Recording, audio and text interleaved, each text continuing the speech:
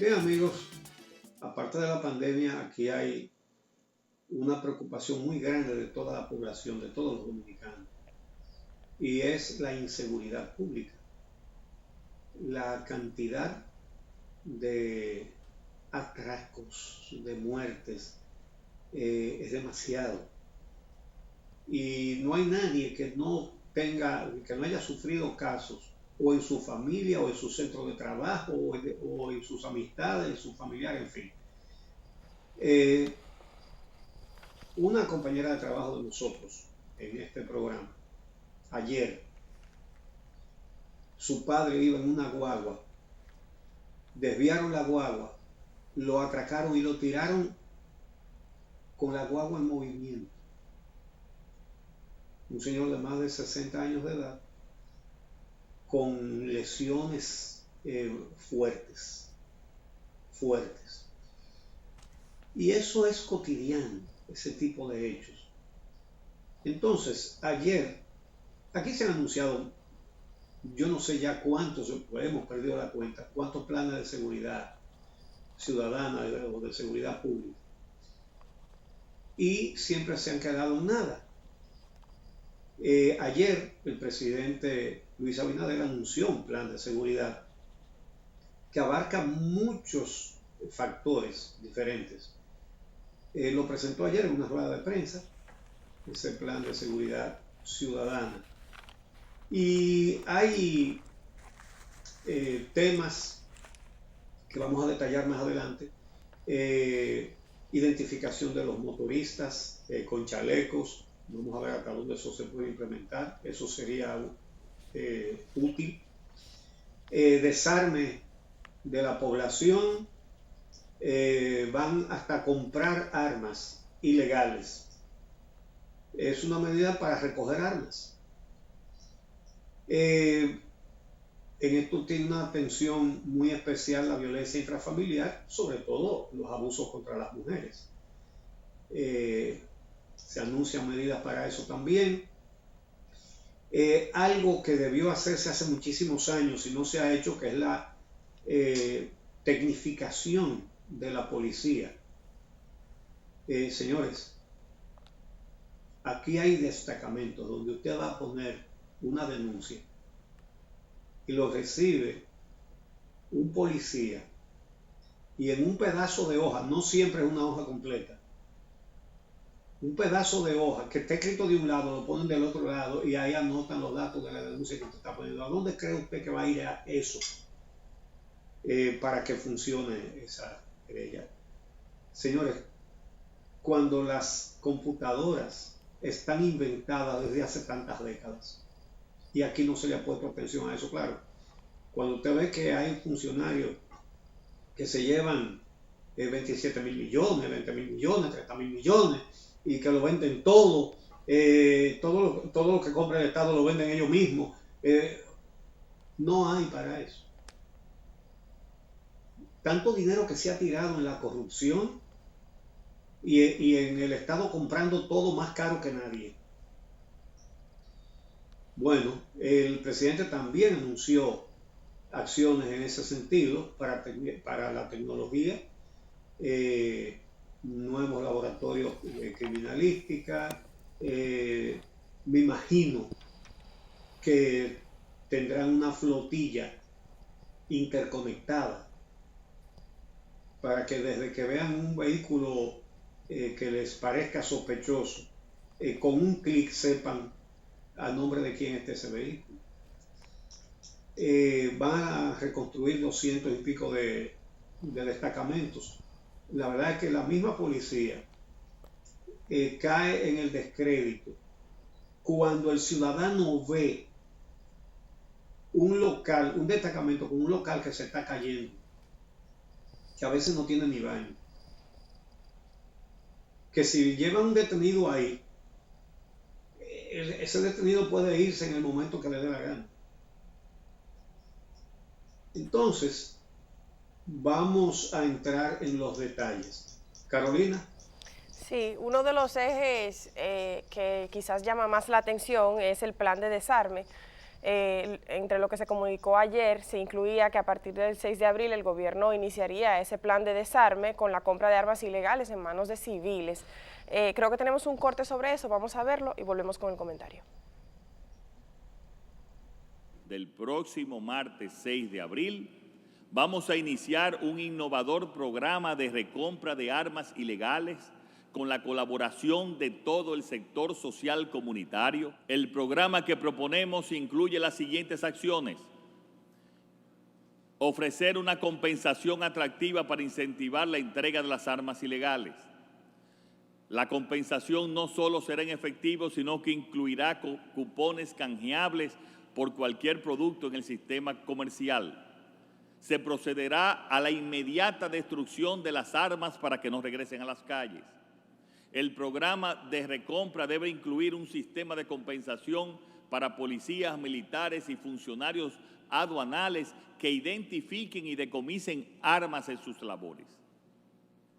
Incluirá una compensación para las personas que colaboren en la localización de armas ilegales.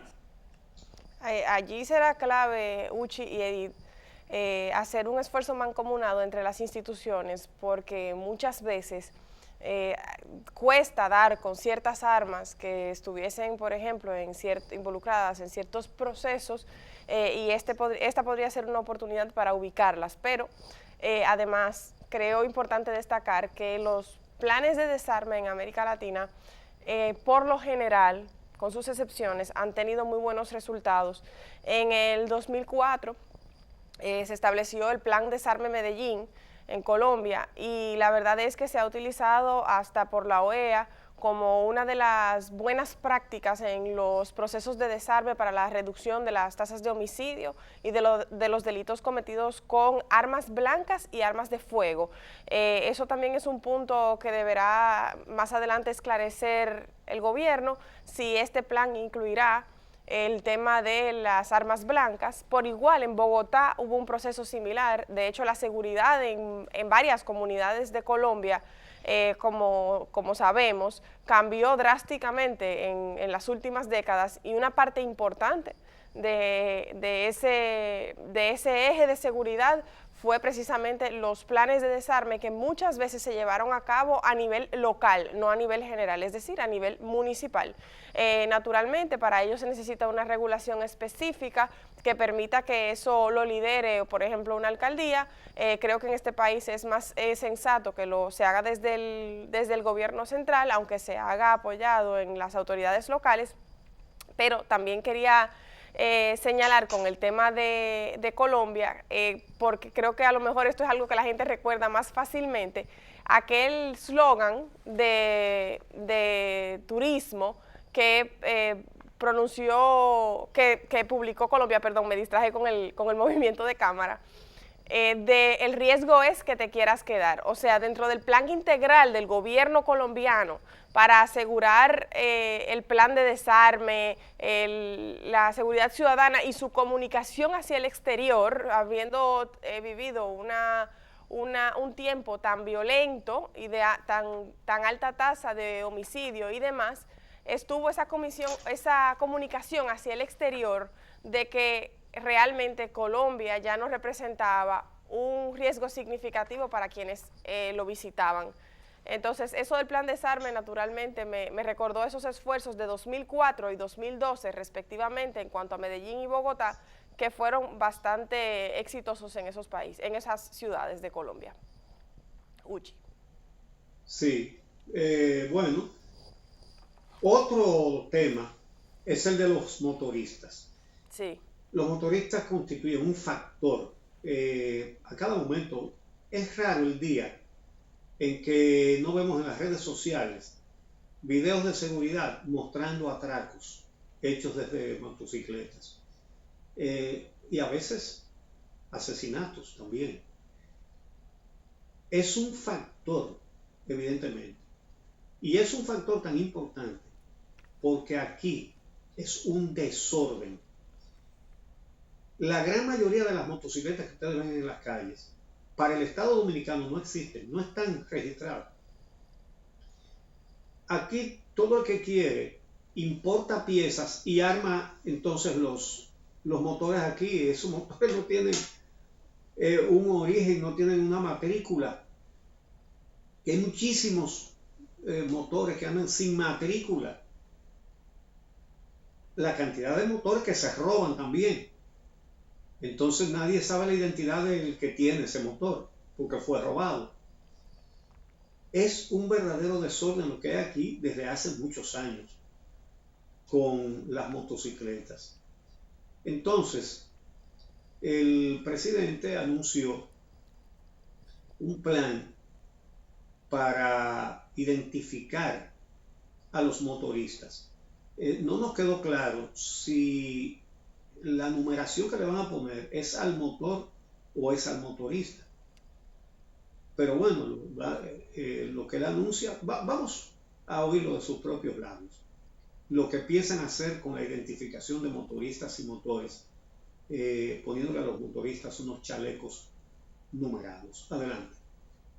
A partir del 1 de junio de este año, comenzaremos la identificación de todos los motoristas de la República Dominicana mediante chalecos que los identificarán con un número individual. Con ellos pretendemos reducir el número de quienes usan los motores sin licencia y de las actividades delictivas que en muchos casos van asociadas a su uso. Si eso lo pueden implementar bien. Adelante. Ese tema de los chalecos, determinar, Uchi, por ejemplo, qué pasa con el pasajero. O sea, no es un secreto para nadie que para muchísimos dominicanos motoconchear es un oficio, por decirlo como se dice en las calles, y eso conlleva un pasajero que se monta hoy en un motor, mañana en otro, y que no necesariamente se monta en motor. O sea, para ser pasajero de un motor se requiere también el chaleco. En caso de que sí, ¿quién administra el chaleco? ¿La autoridad? La tiene el que vende, digamos que el servicio de motoconcho, lo tiene el que va de pasajero. Si lo tiene el que vende el servicio de motoconcho, tiene que hacerse responsable de la persona que en ese momento esté llevando ese chaleco. O sea, hay ciertos asuntos que... Sobre todo, sí. Sobre todo, Carolina, disculpa la interrupción. No. Pero sobre todo porque el que se monta detrás es el que ejecuta cuando se hace un atraco o cualquier otra tropelía o un acto de sicariato para matar a una gente. Claro, porque el otro está conduciendo. Correctamente. Entonces, el que dispara es el que va atrás. Correctamente. Por eso, determinar sobre todo bajo la lógica de pasajero, cuál sería la mecánica mediante la cual se implementaría este tipo de soluciones, que también se ha dado en otros países de la región, pero creo que esos países de la región no tienen no hay una frecuencia tan significativa del uso del motor como mecanismo de transporte con pasajero, como pasa en este país. Es algo que hay que determinar. Mira, sobre lo de las armas de fuego que comentábamos hace un ratito, quería poner en pantalla esta gráfica. Producción, por favor. Miren qué interesante esta información. Es del Observatorio de Seguridad Ciudadana de la República, una entidad oficial bajo el auspicio del PNUD y el USAID. Y si se fijan, aquí están las cifras de los homicidios realizados en la República Dominicana durante el transcurso del año 2019. ¿Por qué no escogí 2020? Porque como el 2020 presentó el fenómeno de la cuarentena, creo que podría ser una mejor guía evaluar el de 2019 para tener una idea de una realidad en normalidad, digamos. Entonces, si se fijan, en el segundo recuadro, en la segunda gráfica de barra, la que está después del mapa, a la derecha de su pantalla, la del medio, esa barra azul alta es arma de fuego. La siguiente barra azul clarita es arma blanca. La siguiente, arma contundente. La siguiente, otros.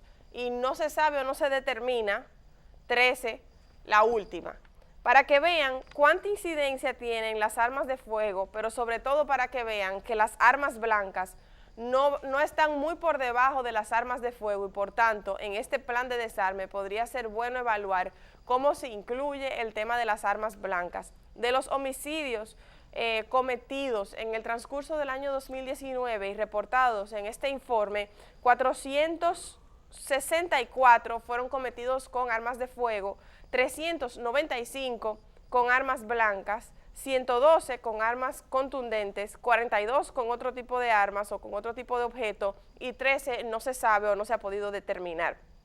También creo muy clave, y que eso nos da pie al siguiente punto que queremos comentar sobre esto, Uchi, es que el tipo de conflicto se puede dividir en de convivencia, un conflicto de delincuencia o un conflicto de origen desconocido.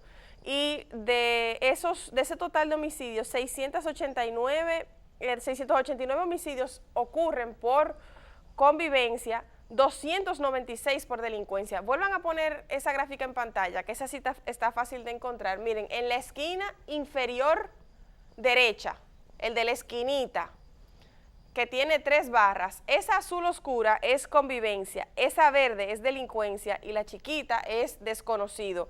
Eso para que vean que en el seno de las juntas de vecinos, en el seno de los barrios, de las escuelas, en los pequeños comercios, en las familias, en los clubes, ahí está una parte del eje que hay que trabajar para prevenir la delincuencia y la violencia. También me pareció interesante esa gráfica larga que ven justo debajo del mapa, que 727 de los homicidios reportados en el 2019 ocurrieron en la vía pública, 163 en residencias, 92 en entidades, 26 en fincas, 7 en cárceles, 6 en otros, 4 en hoteles y 1 en centro educativo. Entonces, esos 727 que ocurren en la vía pública, digamos, 727 homicidios nunca es una cosa positiva, pero lo positivo de que ocurran en la vía pública es que da la oportunidad a las autoridades de tener facilidad en el acceso para la prevención, a diferencia de cuando, por ejemplo, ocurren en residencias privadas que muchas veces se dificulta llegar a tiempo, prevenir a tiempo e identificar a tiempo. El siguiente punto que queríamos comentar, Uchi, era el tema de la prevención de violencia intrafamiliar, que es precisamente el que aplica para este tema de los homicidios ocurridos en residencias. Vamos a ver el corte de lo que ayer proponía el presidente de la República para este Plan de Seguridad Nacional. En estrecha colaboración con el Ministerio de la Mujer en su línea de atención 212 y el Ministerio Público a través de su línea Vida. Por igual, esta dirección tendrá a su cargo la recepción de denuncias, traslado de las víctimas a las unidades de atención de violencia de género, intrafamiliar y delitos sexuales del Ministerio Público y en algunos casos acompañamiento a los tribunales de las víctimas de este tipo de delitos. En su desarrollo completo, esta dirección tendrá presencia ahora en 14 direcciones regionales de la Policía Nacional, 26 unidades de atención del Ministerio Público y 20 casas de acogida del Ministerio de la Mujer. Y tendrá capacidad para custodiar simultáneamente a muchos más víctimas que las que hasta actualmente ha tenido. Como un aporte inicial para su equipamiento y operatividad, estamos entregando en el día de hoy 150 millones de pesos y como aporte para su operatividad 106 millones de pesos hasta el fin de año de este presupuesto. Uno de los principales ejes incomprendidos, Uchi, en materia de violencia intrafamiliar y violencia de género, y eso se notó abismalmente en la gestión pasada, es aquello de que no es lo mismo una reducción de la violencia que una reducción de la denuncia. En el gobierno pasado se anunciaba que se presentó una reducción de la denuncia, a pesar de que los homicidios permanecían en algunos meses iguales y en otros significativamente por encima de los meses anteriores, es decir, aunque aumentaban los homicidios, si las denuncias bajaban se anunciaba como un logro, Y al final no era que a las mujeres nos mataban menos, ni que había menos violencia, era que se atrevían menos a denunciar. Y uno de los ejes más importantes, y por eso lo menciono en esta oportunidad, para fortalecer la ayuda a las víctimas, es que ese primer contacto se garantice, se motive y se fomente. Pero para eso hay que trabajar en la confianza de las mujeres en el sistema. Por muchos años en este país hasta las órdenes de arresto se mandaban con las víctimas.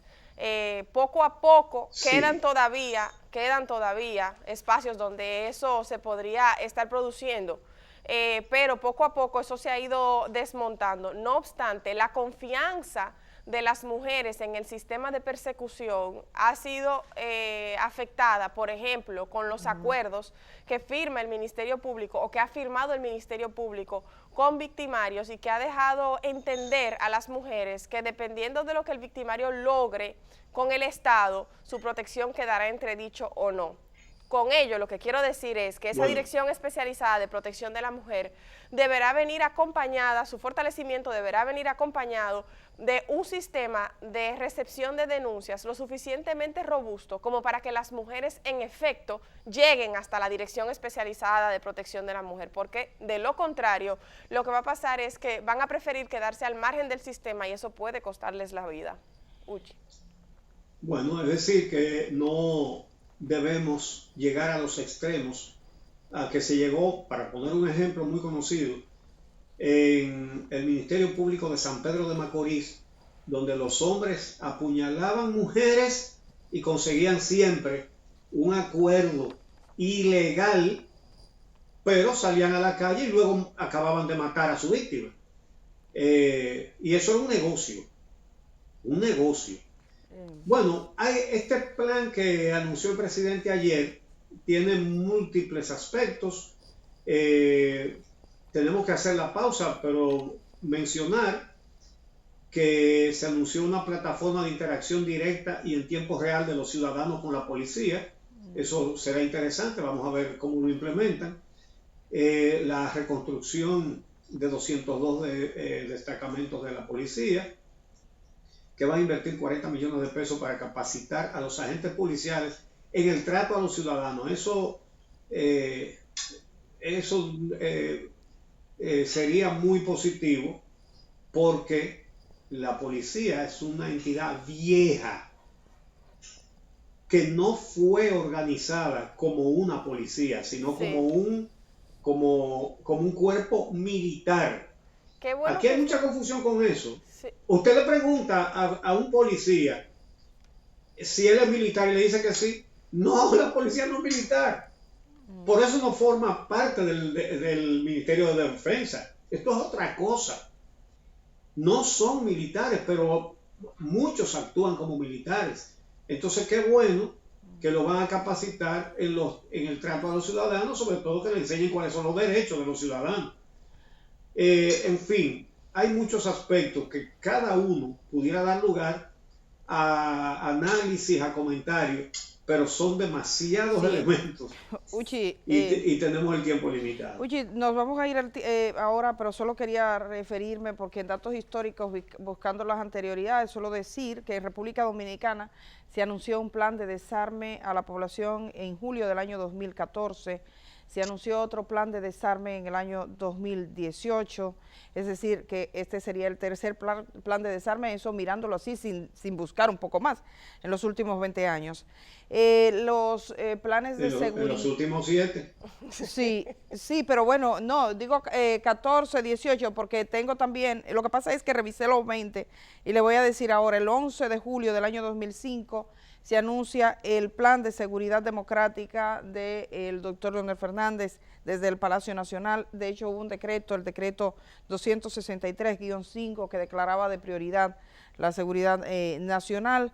Luego se anunció el plan de seguridad ciudadana en 2 ocasiones por Danilo Medina, lo anuncia en marzo del 2013 y en octubre del 2018, eso incluía también el desarme.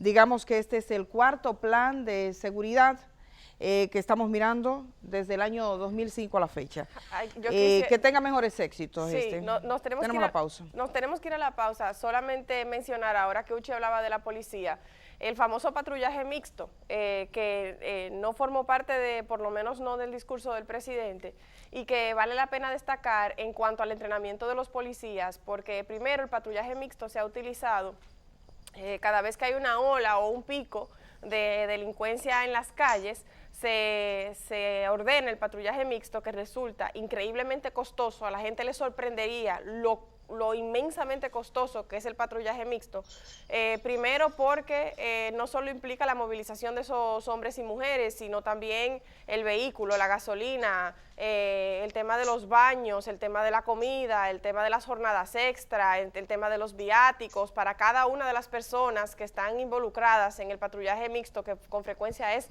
24/7. Pero además está demostrado que es inefectivo porque no se sostiene en el tiempo, no es sostenible. Entonces son de esas cosas que se han practicado antes, que siempre que se habla de seguridad ciudadana se vuelven a evaluar, y que quizás si este plan incluye revisar las medidas que se han adoptado antes para ver si se vuelven a implementar, valdría la pena considerar de qué formas o se transforma o se elimina el tema del patrullaje mixto para que no nos cueste tanto con tan poquita efectividad. Ya sí, producción, nos vamos a la pausa. Cuando retornemos tenemos más contenido para ustedes.